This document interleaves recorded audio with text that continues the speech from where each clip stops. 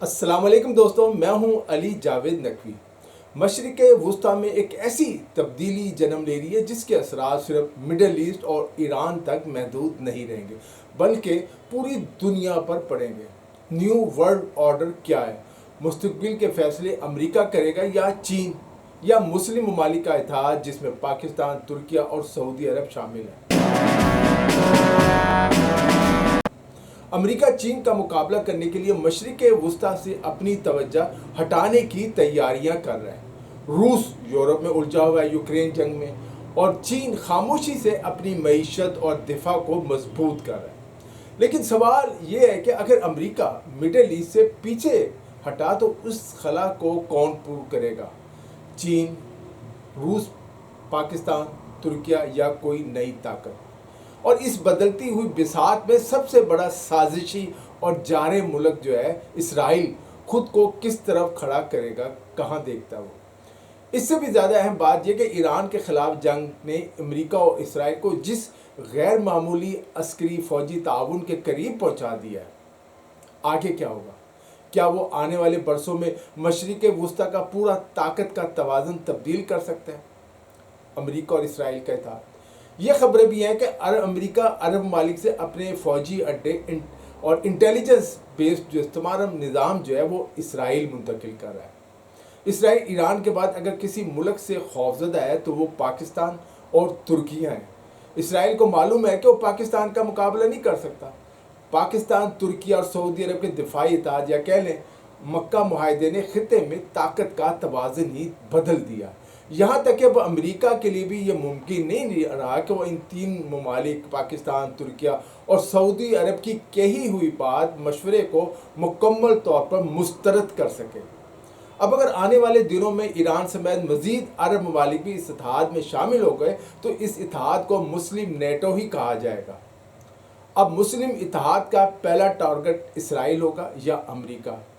یا امریکہ اس اتحاد کو چین کے بڑھتے ہوئے جو اثر و رسوخ ہے، جو ترقی ہے، اس کو روکنے کے لیے استعمال کرے گا؟ یہ برحال آنے والا وقت بتائے گا۔ مشرق وسطیٰ کی تاریخ گواہ ہے کہ اس خطے میں چند برسوں یا ایک نسل کے دوران ایسی بڑی تبدیلی رونما ہوتی ہے جو پورے خطے کے سیاسی نقشے کو بدل دیتی ہے۔ کیا مڈل ایسٹ آج ایک ایسی ہی تبدیلی کے دہانے پر کھڑا ہے؟ ایران کے ساتھ جنگ، چین کے خلاف امریکہ کی بڑھتی ہوئی اسٹریٹجک توجہ، روس کی یورپ میں مصروفیت اور ترکیہ کے بڑھتے ہوئے فوجی اثر و رسوخ نے مشرق وسطیٰ کو ایک ایسے دور میں داخل کر دیا ہے جہاں پرانے اتحاد اور پرانی ترجیحات تیزی سے تبدیل ہو رہی ہیں۔ سوال صرف یہ نہیں کہ امریکہ، چین اور روس کہاں کھڑے ہیں۔ اصل سوال یہ کہ دنیا کی بڑی طاقتوں کے درمیان جاری اسٹریٹجک مقابلے میں مشرق وسطیٰ کی اور مسلم ممالک کی کیا حیثیت ہوگی۔ آپ نے ضرور پڑھا ہوگا دوسری جنگ عظیم تک مشرق وسطیٰ میں برطانیہ اور فرانس جیسی نو آبادیاتی طاقتوں کا اثر تھا۔ ایک طرف برطانیہ تو فرانس، ایران وغیرہ میں اس کا اثر و رسوخ تھا۔ دوسری جنگ عظیم کے بعد یہ منظرنامہ امریکہ اور سوویت یونین کی سرد جنگ میں تبدیل ہو گیا۔ لیکن سوویت یونین کے خاتمے کے بعد پیدا ہونے والا جو طاقت کا خلا مختلف جنگوں کے باعث پوری طرح محسوس نہیں ہو سکا۔ 1991 کی خلیجی جنگ، عراق کی جنگ، افغانستان اور دیگر تنازعات نے امریکہ کو خطے میں مرکزی طاقت کے طور پر برقرار رکھا۔ لیکن اب صورتحال بالکل مختلف ہے۔ دنیا تیزی سے بدل رہی ہے۔ آج امریکہ کے سامنے چین ایک بڑے اسٹریٹجک حریف یا مخالف کے طور پر موجود ہے، جبکہ واشنگٹن کے اندر بھی خارجہ پالیسی پر اتفاق رائے اب پہلے جیسا نہیں رہا۔ واشنگٹن کے پالیسی ساز تقسیم نظر آتے ہیں۔ امریکی نائب صدر جے ڈی وینس کی سوچ امریکی وزیر خزانہ اور وزیر خارجہ سے مختلف ہے۔ امریکی سیاست میں ایک طرف ڈیموکریٹک پارٹی کا لیفٹ ونگ ہے، جبکہ دوسری طرف ریپبلکن پارٹی کے اندر بھی ایک مضبوط قوم پرست گروپ موجود ہے، یا کہہ لیں گورے موجود ہیں جو اپنے علاوہ کسی کو قبول کرنے کو تیار نہیں۔ اگر نومبر کے انتخابات میں ڈیموکریٹس ایوان نمائندگار اور سینٹ دونوں میں نمایاں کامیابی حاصل کرتے ہیں تو امریکی خارجہ پالیسی پر اس کے اثرات ضرور پڑیں گے اور صدر ٹرمپ کے اختیارات محدود کیے جا سکتے ہیں۔ اس لیے آنے والے مہینے انتہائی اہم ہیں، امریکہ کے لیے بھی اور مڈل ایسٹ کی سیاست کے لیے بھی۔ امریکہ میں نومبر کے انتخابات، جنوری میں نئی کانگریس کی تشکیل اور اس کے بعد 2028 کے صدارتی انتخابات، یہ سب عوامل امریکہ کی عالمی پالیسی کو متاثر کر سکتے ہیں۔ واشنگٹن کی پالیسی فی الحال انتظار کرو اور دیکھو والی ہے۔ ٹرمپ بھی گھبراہٹ کا، پریشانی کا شکار نظر آ رہے ہیں۔ روس اور چین ایران کے ساتھ کھڑے ہیں، ڈٹ کر کھڑے ہیں، لیکن اہم سوال یہ کہ کیا دونوں کا اصل مقصد ایران کو بچانا ہے، روس اور چین کا، یا اس کے پیچھے ان کے اپنے اسٹریٹجک مفادات ہیں؟ دلچسپ حقیقت یہ ہے کہ روس کی بنیادی توجہ یورپ پر ہے، یوکرین پر ہے۔ اس وقت ماسکو چاہتا ہے کہ یوکرین کی جو جنگ ہے اور وہ جیت جائے، اور وہ یورپ کو محدود کرنا چاہتا ہے، یوکرین سے نکالنا چاہتا ہے۔ روس کو توقع تھی کہ یوکرین کے خلاف جنگ مختصر اور فیصلہ کن ثابت ہوگی، لیکن یوکرینی مزاحمت نے اس اندازے کو غلط ثابت کر دیا، کیونکہ یوکرین کے پیچھے پورا یورپ آگے، امریکہ بھی سپورٹ کر رہا ہے۔ اب روس کی توجہ بالٹک ممالک یعنی لتھوانیا، لٹویا اور ایسٹونیا، وہاں تک ممکنہ توسیع کی دھمکیوں کی طرف دیکھی جا رہی ہے کہ روس ادھر بھی جا رہا ہے۔ روس نے یوکرین کو میزائل ٹیکنالوجی فراہم کرنے پر برطانیہ کو بھی دھمکی دے دیا ہے۔ یہ روس کے لیے مشرق وسطیٰ اس وقت پہلی ترجیح نہیں بلکہ دوسری سطح کی ترجیح ہے۔ ایران کے حوالے سے روس کا مقصد یہ ہے کہ تہران مکمل طور پر شکست نہ کھائے اور خطے میں اس کا اثر برقرار رہے اور وہ امریکہ کو زچ پہنچاتا رہے، نقصان پہنچاتا رہے۔ چین کی ترجیحات اس سے بھی مختلف ہیں۔ چین ایران سے سستا تیل لے رہا ہے اور ایران کے زمینی راستے یورپ اور مڈل ایسٹ تک رسائی بھی چاہتا ہے۔ اس لیے چین کا بیلٹ اینڈ روڈ منصوبہ امریکہ اور یورپ کو ایک آنکھ نہیں بھاتا۔ چین نہیں چاہتا کہ ایران امریکہ کے آگے جھک جائے۔ اگر ایسا ہوا تو اس سے چین کو سخت دھچکا پہنچے گا۔ سچی بات یہ کہ پاکستان میں بھی کوئی نہیں چاہتا کہ ایران کو امریکہ سے شکست ہو جائے۔ ہم جانتے ہیں کہ اگر آج امریکہ مڈل ایسٹ میں منمانی کرنے میں کامیاب ہو گیا تو اس کا اگلا نشانہ پاکستان ہو سکتا ہے۔ اس لیے ہم نے بھی متبادل انتظامات کر رکھے ہیں۔ چین کے ساتھ ہمارے اسٹریٹجک تعلقات ہیں۔ ہماری دفاعی ساری ٹیکنالوجی چین پر اس وقت منحصر ہے۔ پاکستان کی طرح دوسرے علاقائی ممالک بھی اس عالمی طاقت کے مقابلے میں اپنے راستے کھلے رکھنا چاہتے ہیں۔ سعودی عرب اس کی ایک بڑی مثال ہے۔ سعودی عرب بھی ایک ہی طاقت امریکہ پر اب مکمل انحصار کرنے کے بجائے چین، ترکیہ اور پاکستان سمیت مختلف ممالک کے ساتھ تعلقات میں اضافہ کر رہا ہے۔ ترکیہ بھی مختلف طاقتوں کے درمیان اپنا راستہ بنانے کی کوشش کر رہا ہے، یہاں تک کہ نیٹو میں ہونے کے باوجود ترکیہ روسی ہتھیار بھی خرید رہا ہے۔ وہ اب مکمل طور پر امریکہ پر انحصار نہیں کرنا چاہتا۔ خطے میں ایک ملک ہے، اسرائیل، جو مکمل طور پر امریکہ پر انحصار کر رہا ہے، لیکن اسرائیل کے اندر کئی بڑی چینی کمپنیاں مختلف شعبوں میں کام کر رہی ہیں۔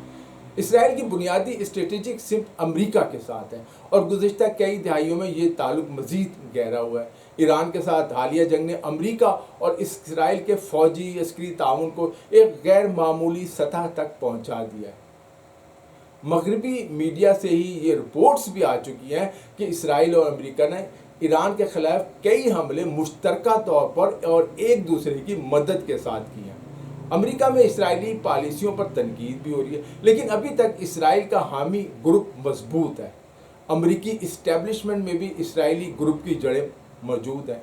اگر امریکہ نے عرب ممالک میں اپنے فوجی اڈے ختم کر دیے جیسا کہ ایران مطالبہ کر رہا ہے تو امریکہ کا سارا فوکس اور دار و مدار اسرائیل پر بڑھ جائے گا۔ اسرائیل امریکہ کے لیے اور اہم ہو جائے گا۔ دوسری طرف چین کا مشرق وسطیٰ میں کردار صرف ایران تک محدود نہیں۔ چین ایران کی مدد ضرور کر رہا ہے، لیکن اس کے دوسرے ممالک سے بھی مفادات وابستہ ہے۔ عرب ممالک سے بہت سے مفادات وابستہ ہیں۔ ایران کے مستقبل کا انحصار اب خود اس کے اپنے فیصلوں پر ہے۔ معاشی پابندیوں کے ساتھ ایک طویل جنگ نہیں لڑی جا سکتی۔ دوسری طرف امریکہ اور اسرائیل مسلسل اس کوشش میں ہے کہ ایران میں رجیم چینج کی جائے، خانہ جنگی کرائی جائے اور ایران کو تقسیم کر دیا جائے۔ چین کا ایران کے ساتھ اسٹریٹجک معاہدہ موجود ہے اور چین نہیں چاہتا کہ ایران کے اندر انتشار پھیلے۔ روس بھی نہیں چاہتا، پاکستان اور ترکیہ بھی نہیں چاہتے۔ بیجنگ ایران اور خطے میں بڑے پیمانے پر سرمایہ کاری کر رہا ہے، خاص طور پر بنیادی ڈھانچے کے منصوبے میں۔ اردن، مصر اور دیگر ممالک میں چینی سرمایہ کاری اور تعمیراتی منصوبے چین کے بڑھتے ہوئے اثر و رسوخ کی علامت ہیں۔ चीन की हिकमत अमली रवायती मायनों में फौजी इतिहाद बनाने के बजाय मुआशी इन्हिसार पैदा करना है। यही वजह है कि चीन बंदरगाहों, हवाई अड्डों, सड़कों और दीगर अहम इंफ्रास्ट्रक्चर में सरमायाकारी करता है। मिस्र में नए इंतज़ामी दारुल हुकूमत के बड़े हिस्से की तामीर भी चीन का किरदार नुमाया चीन ने किया। लेकिन इसराइल के लिए चीन का बढ़ता हुआ किरदार एक अलग नौइयत का ख़तरा है। इसराइल चीन से भी खौफजदा है। इसराइली माहिरीन के मुताबिक इसराइल के लिए चीन के साथ ताल्लुकात में सबसे बड़ा मसला उनकी सिक्योरिटी और डाटा का है। मसलन अगर कोई चीनी कंपनी तल अबीब के मेट्रो सिस्टम को चलाए या किसी और इदारे में काम करे तो इसराइल को खदशा है कि इस पूरे निज़ाम से हासिल होने वाला डाटा चीन तक पहुंच सकता है और चीनी कंपनी ये डाटा इसराइल के दुश्मनों ईरान या पाकिस्तान या तुर्किया को फराहम कर सकती हैं। बिल्कुल इसी तरह जिस तरह इसराइल और इंडिया पाकिस्तान के ख़िलाफ़ एक दूसरे से डाटा शेयर कर रहे हैं, मालूमात का तबादला कर रहे हैं पाकिस्तान के ख़िलाफ़। चीनी हिकमत अमली के तहत दुनिया के मुख्तलिफ ममालिक में बड़े पैमाने पर सरमायाकारी, तामीराती मनसूबे और इंफ्रास्ट्रक्चर तैयार किए गए। लातीनी अमेरिका, एशिया, अफ्रीका और दीगर खितों में दर्जनों ममालिक इस मनसूबे से मुंसलिक हो चुके हैं। मगरबी दिफाई तजिया निगार इल्ज़ाम लगाते हैं कि चीन सिर्फ सड़कें और इमारतें नहीं बनाता बल्कि तवील मुद्दत में इन ममालिक के अहम असासों, बंदरगाहों और मुआशी निज़ाम पर असर व रसूख हासिल करता है। इसके पीछे एक और अहम वजह चीन की अपनी तामीराती कंस्ट्रक्शन सलाहियत है। चीन ने अपने शहरों को तरक्की देके तामीराती सनत में बहुत बड़ी इजाफी सलाहियत पैदा कर ली है। अब चीन इस इजाफी सलाहियत को बैरून मुल्क इस्तेमाल कर रहा है, पूरी दुनिया में तरक्की कर रहा है, दे रहा है, मुख्तलिफ इन्वेस्टमेंट कर रहा है। चीनी कंपनियां ऐसी कीमतों पर बड़े मंसूबे मुकम्मल कर लेती हैं जिनका मुकाबला मगरबी कंपनियां कर ही नहीं पाती। यहाँ तक कि अमेरिका भी बहुत से शोबों में आज चीन का मुकाबला नहीं कर पा रहा। अमेरिकी हुकूमत अब चीन को अपना सबसे बड़ा हरीफ समझती है। अमेरिकी सदर ट्रंप की पॉलिसी ये है कि यूरोप समेत अमेरिका के तमाम इत्तेहादी अपना बोझ खुद उठाएं ताकि अमेरिका जो अपनी तमाम तवज्जो चीन पर फोकस कर सके, जो कि चीन उसका हरीफ है। अमेरिका समझता है कि वो इतने बड़े खसारे और बोझ के साथ चीन का मुकाबला नहीं कर सकता। बहरहाल ये पॉलिसी जारी रहने का इम्कान है। ट्रंप की इस पॉलिसी का मतलब ये है कि यूरोप को रूस के मुकाबले में ज़्यादा जिम्मेदारी और ख़र्चा उठाना पड़ेगा। यूक्रेन में रूस के खिलाफ जंग यूरोप को जो है खुद लड़नी पड़ेगी अपने असला से, अपने पैसे से, जबकि अमेरिका अपनी बड़ी अस्करी इक़्तिसादी ताकत को चीन के मुकाबले के लिए इस्तेमाल करेगा। दोस्तों, आज मशरिक़ वुस्ता में सिर्फ अमेरिका और ईरान की जंग नहीं हो रही, ये दरअसल एक बहुत बड़े आलमी ताकत की कशमकश उसका हिस्सा बनती जा रही है। इसराइल इस वक्त तन्हा है और उसका एक ही हामी है अमेरिका। वो सदर ट्रंप भी कई दफ़ा कह चुके हैं नेतन्याहू को कि आपका तो मैं एक हामी, पूरी दुनिया तुम्हारे खिलाफ हो चुकी है। अमेरिका चीन को सबसे बड़ा हरीफ समझ रहा है। रूस यूरोप में अपने मुफादात के लिए लड़ रहा है। यूरोप रूस को मज़ीद टुकड़ों में तकसीम करना चाहता है। चीन बहरुल कायल में अपनी ताकत बढ़ा रहा है और आलमी ताकत बनने जा रहा है। तुर्किया खिते ख़ास के शाम में अपना असर व रसूख बढ़ा रहा है। सऊदी अरब और दीगर अरब ममालिक मुख्तलिफ ताकतों के साथ ताल्लुकात में तवाज़न पैदा कर रहे हैं। पाकिस्तान आलम इस्लाम की तवज्जो का मरकज़ है। पाकिस्तान, तुर्किया और सऊदी अरब का दिफाई इत्तेहाद जो है मुस्तकबिल में एक बड़ी ताकत बनता नज़र आ रहा है। आने वाले चंद माह न सिर्फ मशरिक़ वुस्ता बल्कि पूरी दुनिया के लिए इंतहाई अहम होंगे। दोस्तों, इस वीडियो में इतना ही। अली जावेद नकवी को इजाज़त दीजिए। अपना ख्याल रखिएगा। खुदा हाफिज़।